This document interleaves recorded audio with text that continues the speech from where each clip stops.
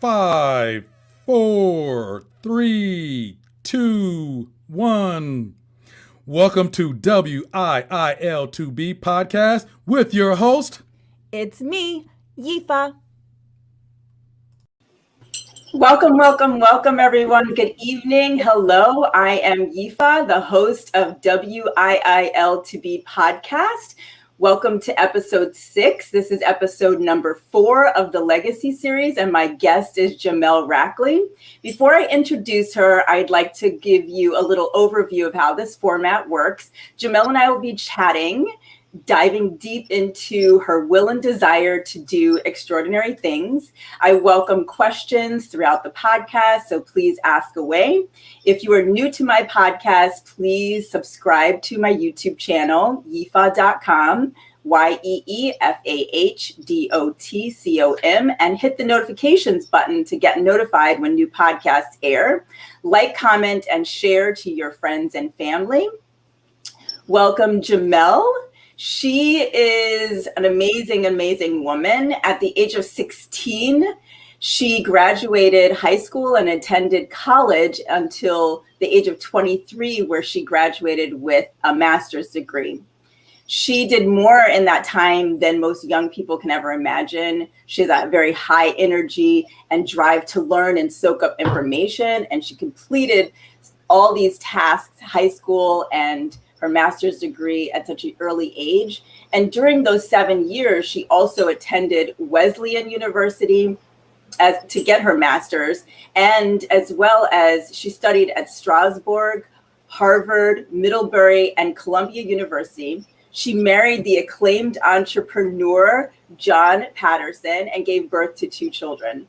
For most people, that might have been enough, but instead, she dove into some amazing things and founded and ran and funded the Patterson School in New York City. And she became a well-respected wellness and spiritual coach, also healing herself from large fibroids. And she's reinvented herself numerous times. Welcome, Jamelle Rackley. Thank you for being on my show. Oh, it is my honor and pleasure to be here. I was looking forward to it all week. Awesome. I'd like to start off by getting to know you a little bit. Can you tell me a little bit about your history from your childhood? Sure. I say that I have had the good fortune to be born into a tremendous family rich with history, with education, with talking about people who have reinvented themselves. On my mother's side, her grandparents, her grandfather was a Methodist minister, a very well-respected Methodist minister. His wife was also very well educated. And they were service-oriented, community-oriented, uplifting people-oriented. Their daughter was my mother's mother. And of course, she was very well educated at the prestigious Claflin College at the time, and still quite a prestigious university. And their daughter, Lurleen Blackwell, was a school teacher. She got a certificate in education and a degree in education, and also later had degrees towards her master's degree, all of which were unusual for women at that time. She, of course, gave birth to my mother and 2 boys as well, but my mother she saw to it that her children were well educated. My mother went on to be a school teacher like her mother at first. And then went on to get her doctorate and was a professor briefly at Emory, where she got the degree, and then at Clark Atlanta, where she taught and was chairman of the English department and taught there until she retired. My grandfather, my mother's father, was an entrepreneur, and his profession was barber, but he was a carpenter. He built his own house. And my sister, who's the historian, reminded me that he knew how to draw up the blueprint as an architect might do. So he knew what he was drawing. He drew it up to what it would look like before he built it. But he built the house they lived in, which is to me incredible. And his mother was an entrepreneur. People drove from miles around to her. I don't know whether it was a stand or enclosed place, but where she was what I call precursor of healthy fast food. People came to get her foods at lunchtime, or I guess at dinner time, and her cakes and pies, which she was well known for, and to hire her for catering. That was quite unusual at her time, to be such a free-spirited woman. She designed her life, led her life on her own terms, and was a free-spirited entrepreneur. On my father's side, his mother was a seamstress, and she did sewing at home and then later for a company. Her husband, my grandfather, was a truck driver for the well-known company at the time in South Carolina, which was actually down the street from their home. And it was either Thompson and Howard or Thomas and Howard. I think it was Thompson and Howard. But anyway, because my grandfather owned his own barbershop and went to the barbershop to work, he and my grandmother also had a beauty salon and a soda fountain. I was growing up knowing that you owned your own business.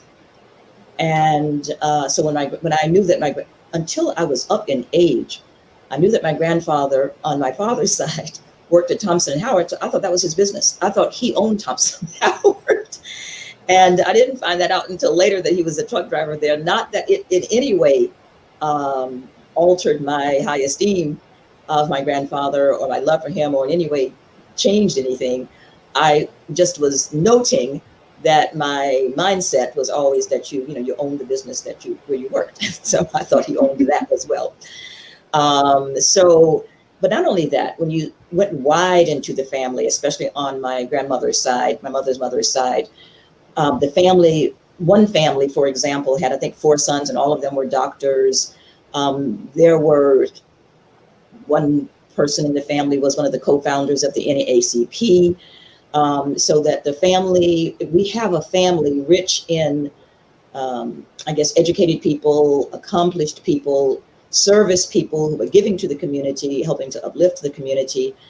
And it was extraordinary that so many people in the family had those characteristics and traits.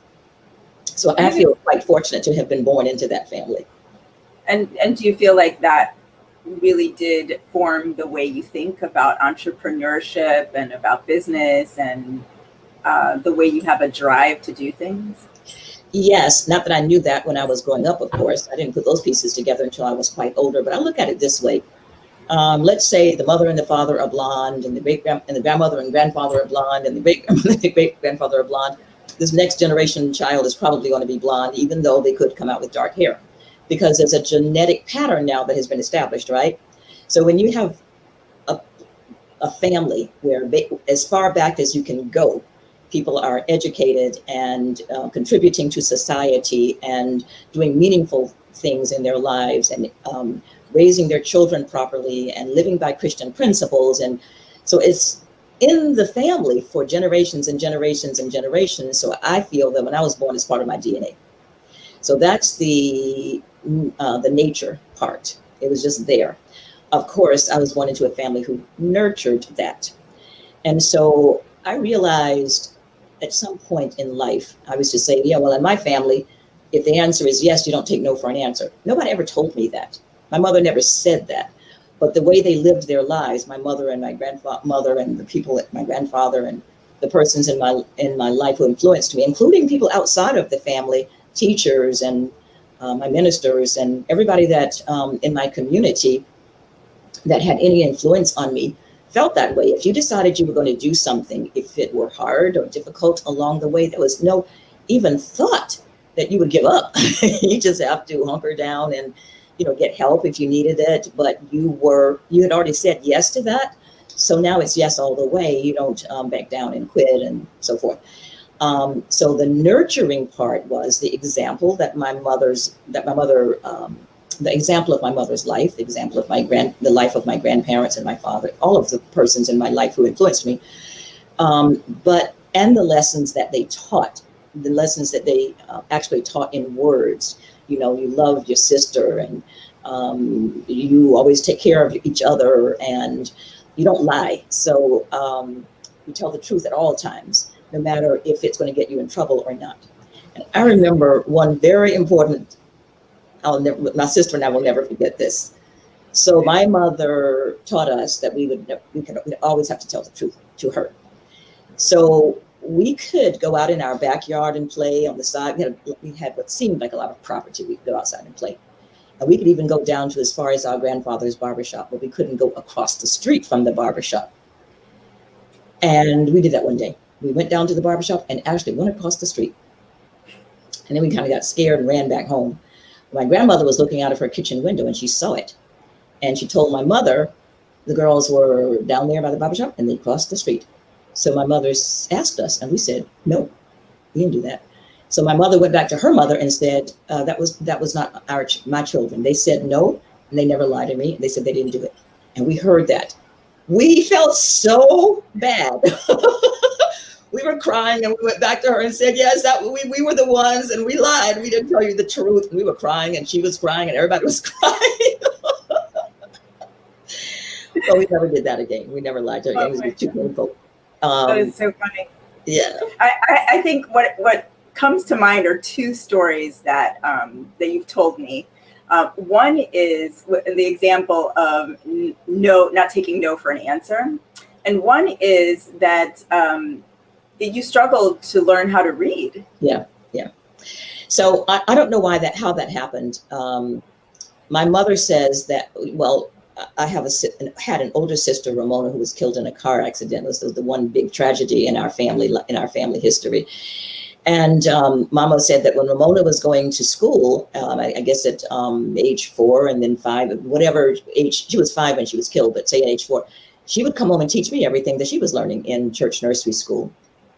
And that when she died, when she was killed in the accident, that it was to her incredible that I picked up right where Ramona left off. Everything that Ramona knew, I was doing that, right?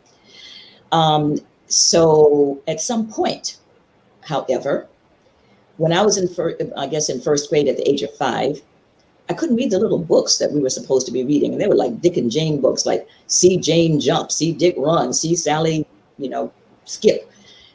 It didn't take a lot of smarts to read those books. And I was struggling.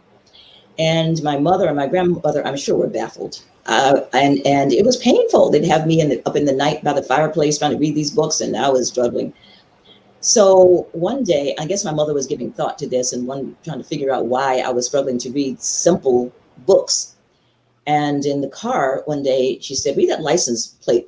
And the car, we were at a traffic light, and there was one car in front of us. And she said, read the license plate. And I couldn't read it.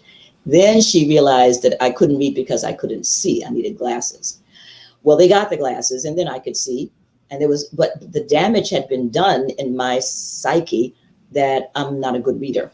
So I struggled. I struggled with reading. I read, of course, all of my assignments. But if I had to read, say, a chapter, I'd have to read that chapter sometimes 3 or 4 times before I actually got it.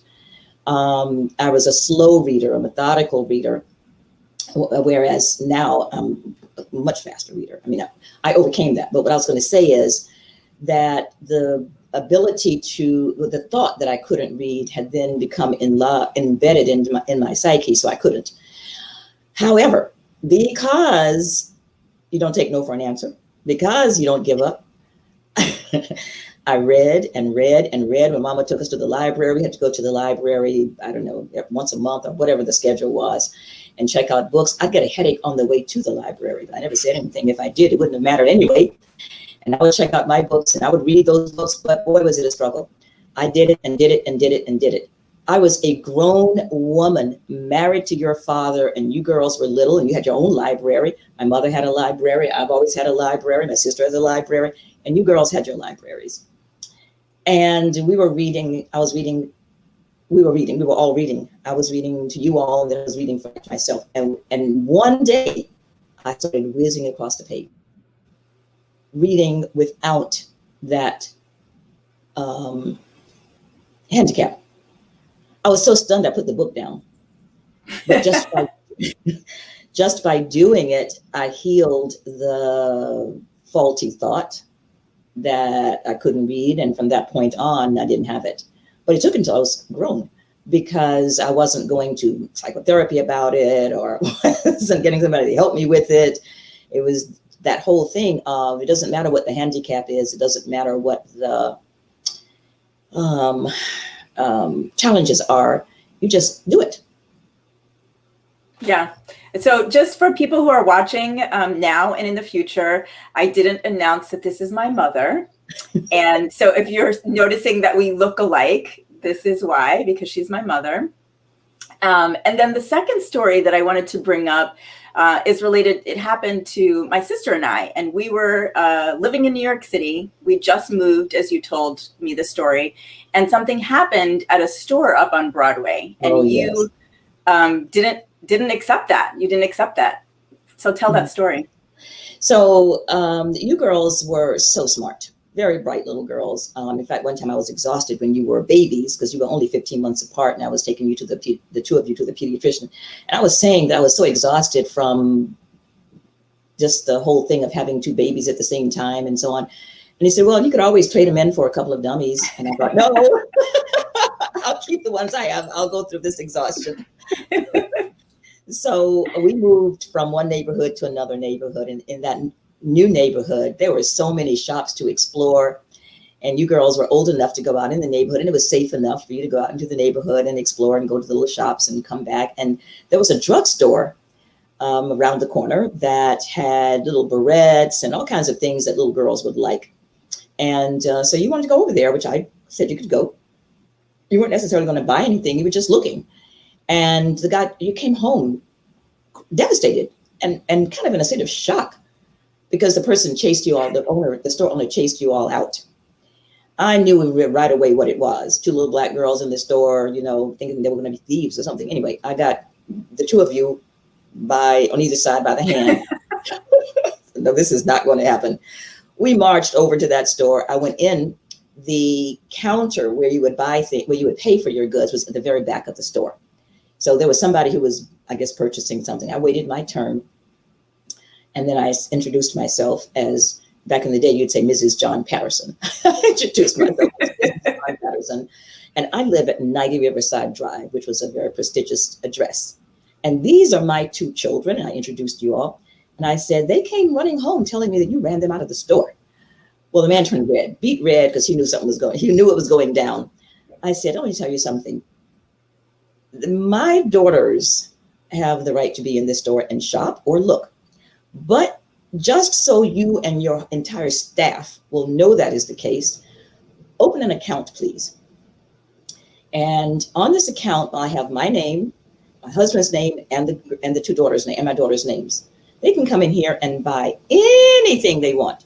Even if you think it is preposterous, even if you think this children shouldn't be buying that because it's $100 or something, they have the right to buy it. Now, I can bring it back, but I don't want you to ever tell my children they can't be here or they can't buy what they want to buy here. You girls were standing there so proud, chest sticking out. But I wanted you to know that you belong and that nobody can chase you out. And that especially they can't chase you out because of your skin color. And they think, quote, these little black girls are coming in here to shoplift because of their own prejudices. And it was I think one of the best lessons that I taught you, but I was not teaching you in words like, if somebody chases you out the store, do this. I was teaching it to you by the way that I handled it. And I think that it made an impression on you. So I don't remember either one of you ever thinking that you didn't belong in wherever you were. I mean, obviously, there were times when you felt insecure or whatever, but you felt that you belonged and you had a right to be here. Well, that story makes me feel a little emotional just for all the people that do go into stores and have that sense of, I don't belong here. People are looking at me. They feel like I can't have the things in the store. I can't afford it, or I might steal. And I just know growing up that I did feel like I could have, that these are I'm welcome in this particular establishment. And I don't remember feeling, and maybe until I got older, into the, real world, we don't have your parents' protection, that I started to notice that, those kinds of things of not feeling belonging or feeling that I belong in such a place. Although I did receive from you and from Dad an ability to hunker down and place myself in that space and say, you know what, even if you don't think I belong, I'm going to insert myself into this space, and I know that I belong. And again, I think that is a little bit of part of that, nurture and nature is seeing that personality and seeing those actions, that act of stating that you belong and inserting yourself into the space. I embodied that as I, grew and became an adult. And I think the nature part is that you see passed down, from generation to generation to generation. You see, your grandfather as an entrepreneur, a multipreneur, having multiple businesses, and Right. Your mother marching in the civil rights movement and standing up and not taking no for an answer, and you and my dad doing the same thing, and that legacy. And this is why this is the legacy series, and this is why we're ending it with you, because you are the eldest from the Rackley family living at this point, from Gloria's line. And just to look at these, I think it's really powerful to see how these things pass down from generation to generation to generation. I guess I want to say here too, I was talking about how it was passed down from my side of the family, but you're right. Your father's grandfather stood up and knew he belonged. Therefore, your father's father felt that way, Papa. Your father definitely felt that way. So you got it as a legacy trait from both sides of the family, you and Jody. Yeah, I agree. And even the women, the powerful women in our families, on my father's side, his mother, she invested in the stock market before women really were doing that. She paid for their college education, her son's college education from the investments in the stock market. And she bought a car for them to go back and forth to college from investing in the stock market. And this is something that, women didn't do, and most people didn't do at that time. So I think that legacy is powerful. And when we talk today about this idea of reparations and legacy, it is really important to consider that, because if you have a group of people who don't have a legacy, they don't have people showing them and doing and taking action, or they're prevented from doing these things, as in Tulsa and, the Chicago race riots and all these other places where these devastating things happen. You have that setback, and, I've been lucky not to, have experienced most of those things, but that's not true for the Black population in America as a whole. Yes. There's so many people who have had those same characteristics, those same strengths, that same desire to succeed and to love and educate their family, their children, and they were struck down. So the fact that we weren't is a blessing.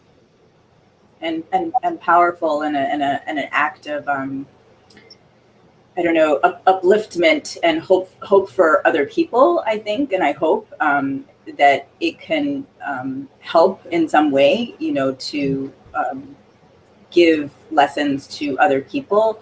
Although, no matter what, I just want to reiterate, no matter what, with all the lessons, if you do have someone who is terrorizing you and knocking you down, there's nothing, no matter what the lessons are, again, as in the Tulsa riots, that was a situation where such powerful people. And the fact that we didn't have that, to me, it gives me a sense of, an even greater sense of service that I, of doing for the community, for the people, for the world, playing my part, not holding back, leaving the world a better place because I was in it. And everybody in my family, just about everybody in my family feels that same way.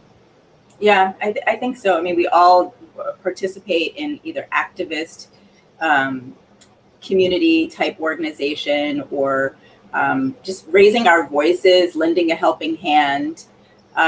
We have a question from Lerma, your sister. Talk about travel and the international reach you introduced your children to. So you traveled to Paris when you were 18 to study at Strasbourg. Yes, my mother was incredible for looking at our talents and strengths and encouraging us to go beyond what we might have thought we could be doing at that time. So she was actually the one who suggested that I study abroad. I was so happy that she suggested that, but it wasn't my idea, and which I presented to her. It was her idea that she encouraged me, that she suggested for me, and I just jumped on it. So I went off to study at the University of Strasbourg in Strasbourg, France, l'Université de Strasbourg in Strasbourg, France, at the age of 17. And people in the community thought my mother had lost her mind because girls in that day were protected and chaperoned. And my paternal grandmother was in a state of shock. She kept saying, "Gloria, you're going to let Jamelle go over France?" Over, hovering over, Jamelle go over France.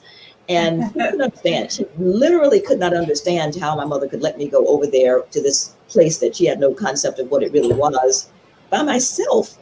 And so my mother's answer was that if I haven't taught her in these 17 years, that I have taught her, and I know that, well, she said that I have taught her in these 17 years, everything that she needs to know to conduct herself, to be there, living in the way that she would live if I were there with her. And she felt that I knew everything that I needed to know, that I was capable of taking care of myself, of living by the principles that she had taught me. So I went. It was one of the best 2 months of my entire life at that point. I was in France learning the French language. I had got so proficient that I was actually dreaming in French. I love that. That happened to me when I lived in Austria. Yeah. So I studied, but it was at the university. You could take classes, say for a week or two, and then you could be there, but not take classes. And so I did some of each. I explored and traveled, and I went from Strasbourg to Paris, hitchhiked. At the time, I wouldn't do it now. I wouldn't do it on my grandchildren. But at that time, it was the thing to do. It was very safe. Everybody hitchhiked. Sidebar conversation. When I was a child, my parents, when we would travel internationally, would pick up hitchhikers. And we would take them wherever we were going. So this is a true story. She hitchhiked, and we took on hitchhikers. Okay. Absolutely. And so that was my first time being completely independent. I didn't have any family, anybody telling me what to do. I did have to use my own inner guidance, and and live by the principles and that my mother had taught me, and understand what was right and wrong, and not do the wrong thing, even if nobody were watching. But I had a great time. I stretched my limits. I went out with local people and developed friends with whom I could interact, and spent the night in their homes. And they wanted me to teach them all about blues and gospel music, which I didn't know as much about then as I know now. But they thought I had to be an expert on gospel. So they were looking to me for all those answers. But because my mother allowed me to do that, 2 full months abroad. And then I married, of course, John, who traveled, with whom we went to, as a family, we went to Martha's Vineyard every single summer and traveled down in the Caribbean every winter. So John and I never went to Europe or Africa, or he did independently for business one time. But I'm thinking back on it. We didn't go to Europe. We didn't go to South America. We didn't do some of the traveling that I would now do if I were raising a family. We just went to the same places, different parts of the Caribbean and Martha's Vineyard. But still, that was traveling. And most of your friends were at home during summer vacation or during winter break. And sometimes we spent Christmas abroad instead of at home, when we didn't want to get caught up with all the gift giving and the not having the true meaning of Christmas. So yes, my mother encouraged me to travel. I traveled extensively with John. And then after our divorce, I traveled extensively. I've been to many parts of the world that I wanted to go to. There's still some that I'm looking forward to visiting or going back to again that that where I have so many fond memories. Like I wouldn't I mind think going. the question, just to get back to the question, was how did that introduce your children to travel? How do you feel that introduced your children to travel? Well, because we were doing it. We were traveling with you. There was not a time in your life. Jody was maybe 9 months old, and you were 15 months older than she. And we were down in Jamaica, traveling, with a baby and a toddler. So you probably don't remember a time when you weren't traveling. So it was a natural experience and an extension of what we were doing with our children. It's again, that again is the whole thing of teaching by example. So we weren't saying, well, you should travel. We were just traveling. Mm-hmm. Yeah. I think the whole point of the legacy series was to kind of show that, that there is a combination of the nurture and the nature that travels down to inside of families. And guess what's happening now? Your daughter is living abroad. Exactly. And Jody's daughter is living abroad. They have learned the languages. Well, actually, Yana, your daughter was born in Vienna, but you brought the children back to the States when she was about 3. So whatever she had learned of German by the age of 3, she had Austrian German. She had certainly forgot that by the time she went back, but she is learning the language and speaking pretty fluently now, she says. And Georgia has been in Switzerland, which is where her father is from, for 3 years now, I think, and she's fluent. And so it was, me traveling abroad, and then you and Jody traveling with us abroad, and your daughter is traveling, your daughter and Jody's daughter living abroad and making their homes there for right now. And I lived abroad too. And that's right. Well, that's how they happened to be born abroad, because you were living abroad. You left. And, when you decided that you wanted to, you were in college, and we went out to dinner. You said you had something to talk about. And you said that you wanted to go to, I think you had already picked Austria, but you were going to go abroad and live abroad. You weren't going to finish college right then. And I opened my mouth to say something, and out came, much to my surprise, well, the colleges and universities will be here when you get back, so go ahead. I gave you my blessing. And you left and did the same thing that your daughter is doing, carved out a life for yourself, met someone who is an artist, and making a person who makes clothing. Was that couturier, maybe? A fashion designer. Fashion designer. You're looking for the French word, I'm assuming. Yes. And made a life for yourself. Stayed there for many years. Again, you became fluent in the language, and when you came back, you had all of that in you. But yeah, we have a history of picking up and going somewhere. Sort of nomadic, gypsies a little bit, but also having a place of home. So I guess I want to bring this back around to talk about how all of those experiences that you had coming from a family of entrepreneurs and educators and going off to school early and being able to travel early in life and having all these wonderful experiences, how did that lead you into the holistic health movement? I mean, it seems kind of a far stretch from, coming from a family of educators and, entrepreneurs going into holistic health. So yeah, I'd like to see how the connection came about. Sure. Well, I think as far back as I can remember, I have felt that you can do anything you want to do. I even felt that you could, I know that you can, we just haven't got to the consciousness level, that you could hold out your hand and say, I want an apple, and an apple would appear, because it's a matter of just rearranging the frequencies that exist and controlling the frequencies and producing an apple. So I've always felt that.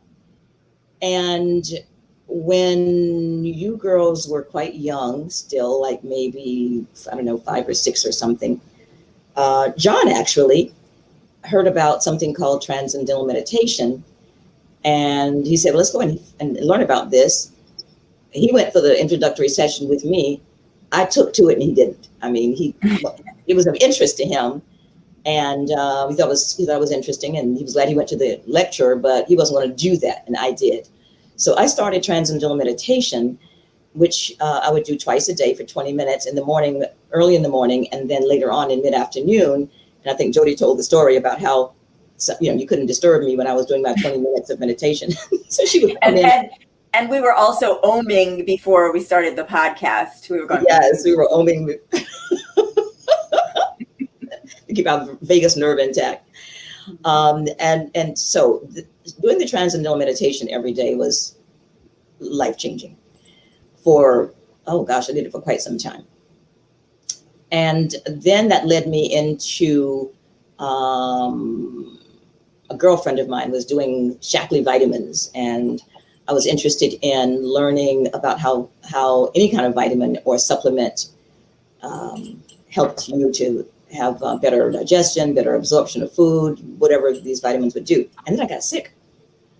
I got so sick that I was bedridden.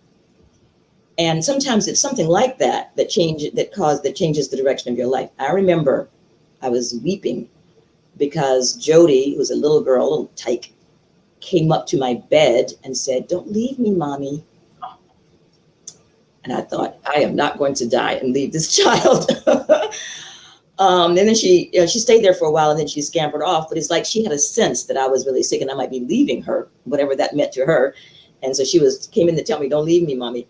So I called this lady, Dale Frick. He said, "Come over here and tell me about these vitamins you've been talking to me about." And she did this presentation. I bought the whole shebang, everything that she had, the whole kit and caboodle.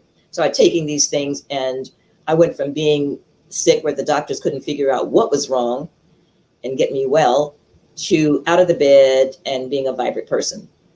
And I attributed that to whatever it was, the vitamins, and that I was taking I was dousing myself with these vitamins and these solutions and things that she had. And I wanted to know how that happened, and back at that time, of course, I was like everybody else, believing in the doctors and thinking the doctors had all the answers. They were not helping me get well. I was in the bed, could barely get up to go to the restroom. Wasting away, pretty much. And I took these vitamins, and all of a sudden I was a vibrant person again. Right. That was the beginning of it. I started studying and reading books and attending seminars, and I just did some of everything. You remember Let Go and Live, and learning those meditation techniques, and learning about naturopathic healing. And I wanted to be a chiropractor. I really, really, really wanted to be a chiropractor at one time, but the chiropractic school was out on Long Island. There was no way that I could travel all the way to Long Island, go to school, come back home. I would never have seen you girls. It just was impossible. But I read and educated myself, attended seminars, got certificates, not a degree in anything, but some, certificates in this, that, and the other. And then I learned other meditation techniques, and I followed Deepak Chopra, and there was another profound meditation technique after transcendental meditation that I started doing. And now I do something which is a combination of breathing exercises. We know that breath is healing, which is why people say, take a deep breath when you're stressed, right? So in the morning when I wake up, it's three steps into this breathing exercise. I do it as soon as I get up. And then that's followed by a meditation that is similar to the transcendental meditation that I was doing before, not exactly the same, every morning. And I noticed that when things are really good sometimes and your life is flowing, you kind of get lax about these things because everything is just so great. Just before I had a recent huge challenge that I had to overcome, I realized that I was not doing it as much. During the challenge, not a day went by. And I could feel, even when I couldn't see the light at the end of the tunnel, I knew that in increments, in tiny increments, just doing the breathing exercises and doing the meditation every day without fail, that I was moving one step forward spiritually, mentally, emotionally, and physically, which meant that I didn't stop eating properly. I didn't stay in the bed with the covers over my head, even though I was feeling traumatized sometimes about it. So I think it was a combination of my lifelong understanding that you can do anything that you want once you raise your consciousness to that level. And the fact that I got sick, which was a gift, because it showed me the power of healing without medicine. It was mind and nutraceuticals and thought, And so then something happened recently, just a few days ago. I was visiting my friend Dr. Marilyn Johnson, who lives just down the street from me. She's my neighbor and good friend. And I was leaving her. She has a porch, as I do. I have a gorgeous wraparound porch, and she has a porch as well at her apartment. I was on her porch, and I turned around to hand her something. It was a pin. I did not need to hand her that pin. I had put it on her table the day before, and I thought she didn't even see this pin on the table, her porch table. I'm going to hand it to her. So when I kind of twisted around to hand her this pin, I knocked this heavy object down that she had on her porch to take to the dump or give it away or get rid of it. And it fell on my foot. A very heavy, heavy object that could have broken my foot. And it went crashing right onto my foot. So, sometimes when you have something like that, the pain doesn't come right away. I mean, it hurt, but the pain and the bruising and all that comes a little later. I hobbled home and spent 30 minutes commanding and avowing my foot, my red blood cells, my white blood cells, my healing energies, everything about me. I kept saying, you know what to do. And literally commanding my red blood cells, my white blood cells, my blood flow, my healing entities that I don't even know what they all are, but I know that I have the ability to heal myself of everything, because that's how we are created by God. For 30 minutes, I did those commanding. I don't even know what I was saying. I mean, I couldn't go back and tell you what I was saying. And then I went to bed. Oh, and I also have something called Zip Away Pain. That's a product of one of the companies that I represent. I slathered my foot with that Zip Away. My sister says I always smell medicinal because I'm putting this around people. And I said, well, I'm going to be smelling medicinal to the high heavens. Put that on my foot. Went to bed. Woke up in the middle of the night. Did the same thing again. Put some more of it. I didn't even need to put any more of that stuff. You only need a little bit, but I did like lotion. I woke up the next morning. There was no pain, no bruising, no black or blue, hardly any reason. I mean, I could almost walk normally. By the second day, I was walking normally. And now there's a little swelling there. I'll probably go to the doctor just to have him take a look, the foot doctor. But that wasn't supposed to happen. Mm-hmm. I commanded the healing. And so I'm saying I have been doing it so many years now. But then there are certain things. We always have our Waterloo things. There's certain things I want to command, and it just doesn't happen in that same way. I don't have that inner faith or inner courage or inner faith that it's going to happen. And it happens like when I healed the tumors, when I healed the foot, where it didn't get bruised and it just healed overnight. It's always because I know I just know in the deepest part of the knowingness in me that I can do that. And when it doesn't happen, it's because I have doubt. Mm-hmm. So one of the things that I'm working on now is, why would I choose to have doubt about certain things? Why would I not do that all the time? Is that something that I still have yet to overcome? Is that a human frailty? Mm-hmm. But that's part of my desire right now is to, if I can do it one time, I can do it every time. Yes, in every way and with everything. In every way and with everything, no exception. No exception. So I guess, talk a little bit about how it's one of the things that I highlighted was that you are the go-to person for manifesting and prepaving your life. And what exactly does that mean? Well, I have what I call I kind of made up this word, and so I wrote it down and didn't want to forget. So I put in a little note here. But I call this my healing toolkit, I think it is, or I call it my healing toolkit. So when you are experiencing trauma in your life, whether it is a physical trauma, like some kind of illness, or an emotional trauma, like profound grief, or whatever it might be, you have to have some tools to help you get through that. I liken it to, a carpenter has his tools, you have to have tools and a coach usually, but you can deal with just your tools. So I realized that this last time I was using tools before I realized that I was using them.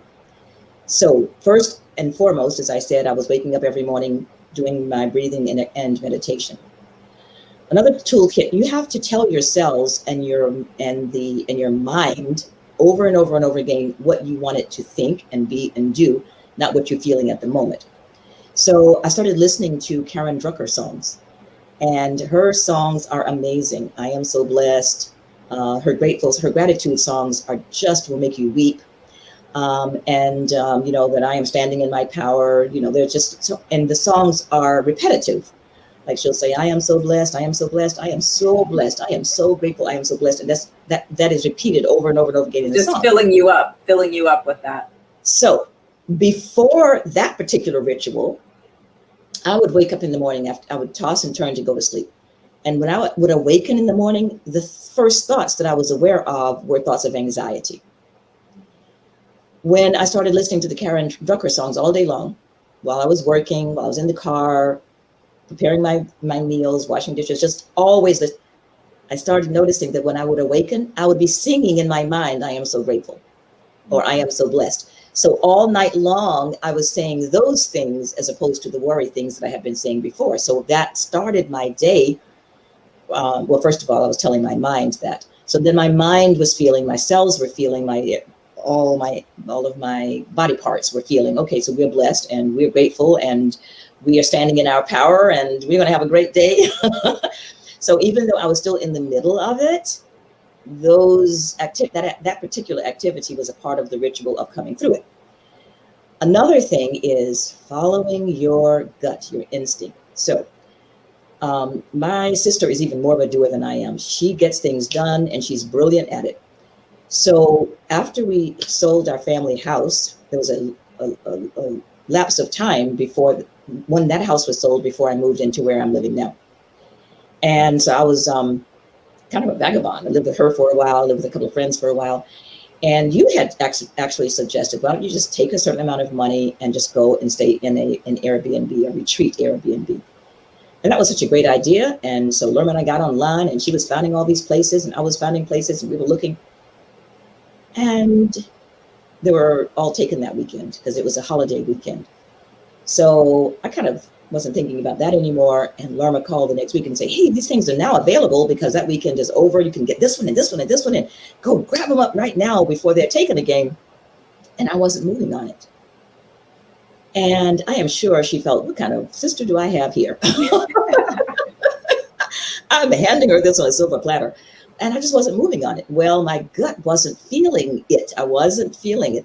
And I have learned over the years that when I do something against what I'm feeling, that it doesn't work out well for me. And by dragging my feet and listening to my, just not doing it, I didn't think at the time, I wasn't putting it together at the time that I was listening to my inner feeling, but I just knew I wasn't moving on it.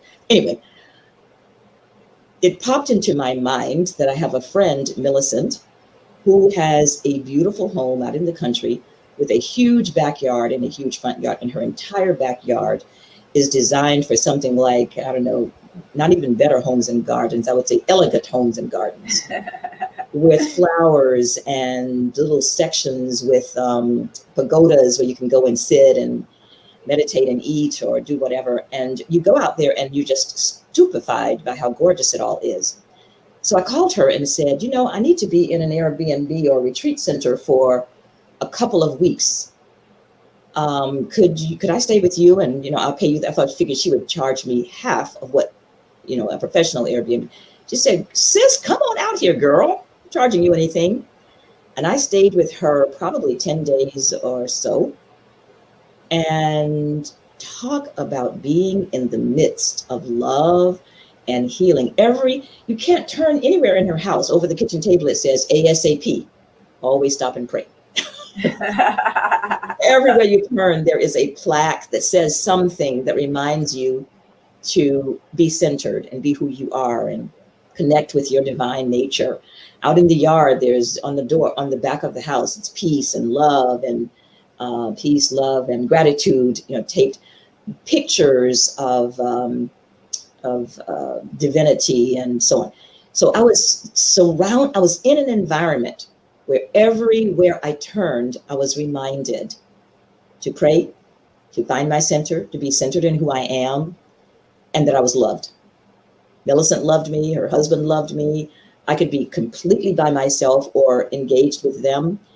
And they were allowing me to stay there until my place. I'm sure they were glad to get their house back eventually.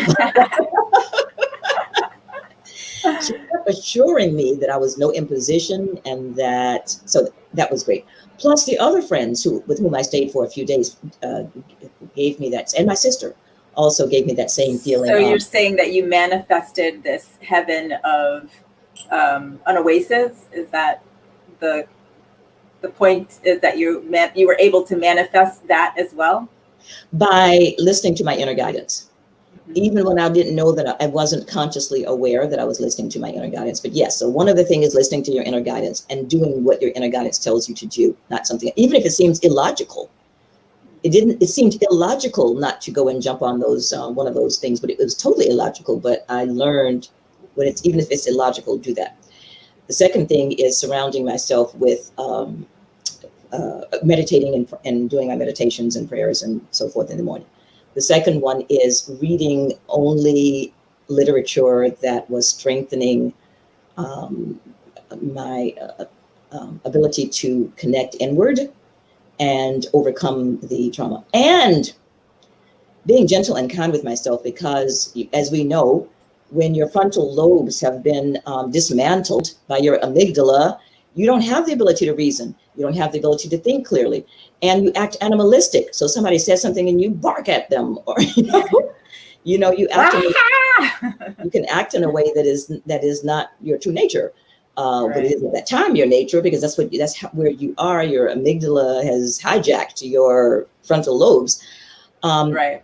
Then you have to be kind with yourself and forgive yourself. They call it your lizard brain. That's what they call it, your lizard brain.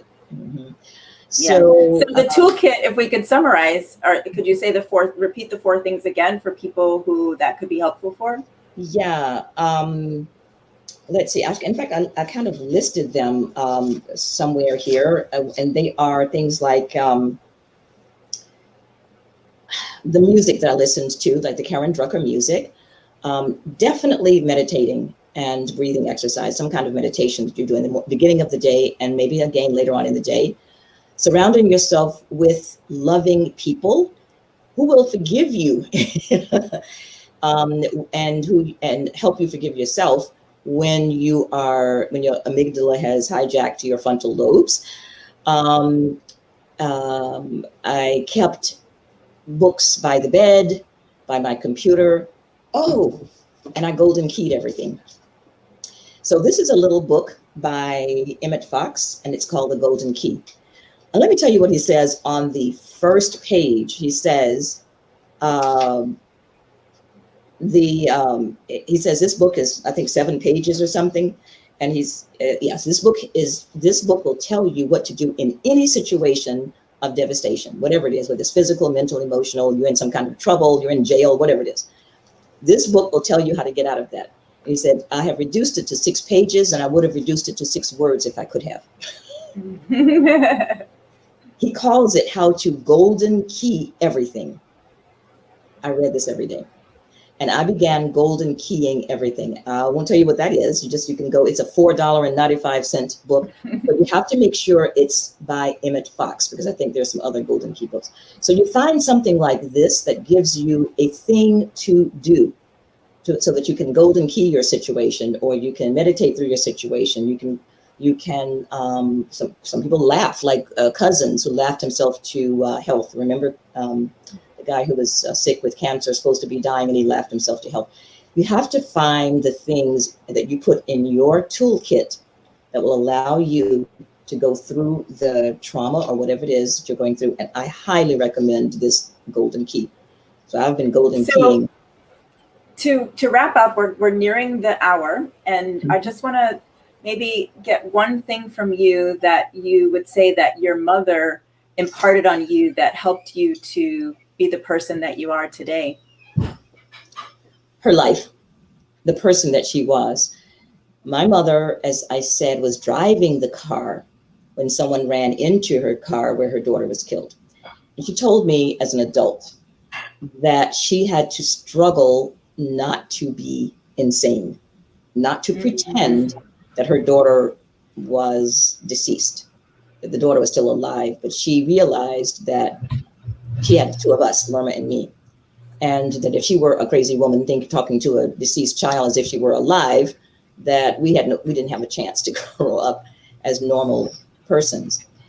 And so she took herself out of that devastation and that intense grief, that unfathomable grief, to live a life of joy and love and faith and high accomplishment. And my sister and I always say, bar none, we had the best mother you could possibly have anywhere. That's awesome. And so just having her as my mother and not knowing all of that as a child, but as an adult, putting all that together and seeing how she lived her life, that is my first and my most powerful inspiration. That's amazing. And so I just want to do a sidebar little note that my son is in the house with me today while I'm doing the podcast, and he's a singer songwriter. So if you hear any singing and in the background, that is my son disturbing my podcast. And we're able to do these things with technology these days, and we're able to be in our homes while we do podcasting, while we do Zoom calls, and we have little babies popping up in the screen or children singing their upcoming LP in the background. But I am just so thankful that I was able to sit with you, mama, and discuss with you about your life and kind of really round out this legacy series and how there's a little combination between nurture and nature, and just really fleshing out how that has impacted me and the person that I am today, and how the ways in which the people that we are descended from really impacted and affected and helped us to blossom and become the people that we are today. I want to say that I am enormously proud of you. You are so in your element with this podcast, and someone should actually put you in the podcast, because someone should interview you and flip the script here, because the things that you have overcome in your life are that's a whole story in and of itself.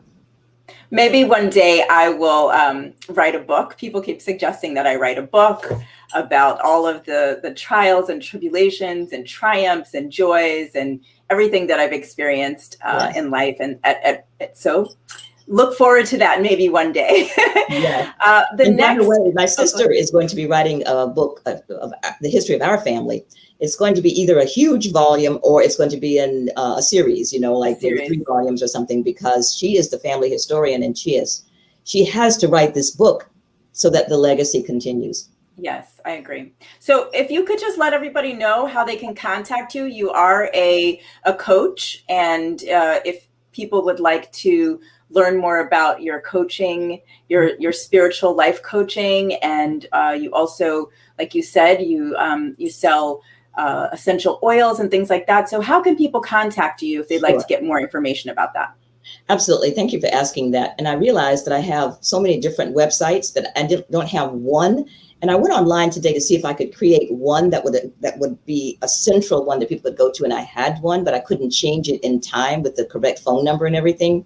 Sure. So I would say that a person should go to one of my websites to contact me, because it has a lot of my philosophy in that one website. And it's called AIM, AIM, for perfecthealing.com. And that website actually does explain one of the healing things that I do. But most importantly, it gives the telephone number and the email address where I can be reached. And then I always fit whatever it is that I'm doing with the person who is seeking my help. So a boutique, you do a boutique offering to fit the person. Great. Yeah. And I'm going to have eventually, very soon, maybe by the end of the summer, have a website that a person can go to and see the whole plethora and choose. Okay, so just spell that out one more time so that they can understand. Sure. AIMFOR, aim for perfecthealing.com. Awesome. So we are rounding out the hour, and the next episode will air 6/22 at 7 p.m. Central Standard Time, and it will be with the legendary fashion world entrepreneur Audrey Smaltz. Ooh. Thank you so much for joining. Please invite your friends and family to join too next time, and follow me on Instagram and YouTube at Yeefahdotcom. That's YEEFAHDOTCOM. Good night and peace out.